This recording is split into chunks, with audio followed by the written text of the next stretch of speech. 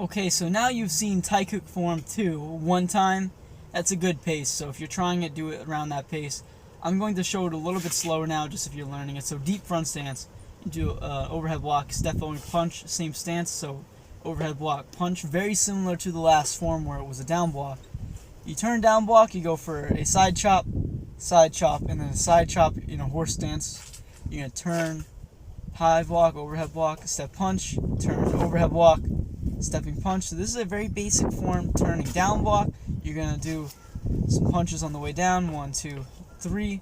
Turn, finish with a high block punch, high block punch. So what this form is not just something that you give white belts or any other basic type belt for fun. This form is where you really start to learn some usable techniques here, because the overhead block punch is a very good technique to know. I mean, you don't always need to do it this exaggerated, but in sparring, self-defense, it's a very easy way to just deflect your opponent's punch up and land a great counter strike. Now, what you're practicing here isn't just motions. You have to take the moves out of the form once you're good at them, and then start applying them to drills, and then eventually you apply them to sparring, where you get some live fire training with them, and then you get a lot better. So when I practice these forms, it's not just about getting the technique perfect. I mean, that is a big part of it. But it's also about really taking it to heart and then being able to pull that technique out of the form and put it somewhere else.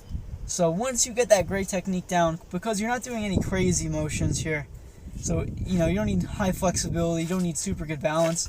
All you need is just practice to get your stances down, to get your technique down, and you want to just put the power in your strikes, make them precise, and then once you're good at it, I want you to take the techniques here and put them in drills, put them in sparring scenarios, put them in self-defense type scenarios, and that's how you really get good, and that's how you use the forms to your advantage. So anyway, I hope you enjoyed the tutorial. If you need help with that form, go ahead. If you want to learn it, hey, again, go ahead, have fun with it. It's something that you can do during the quarantine because we're all stuck at home. Anyway, have fun out there, and I'll see you guys next time.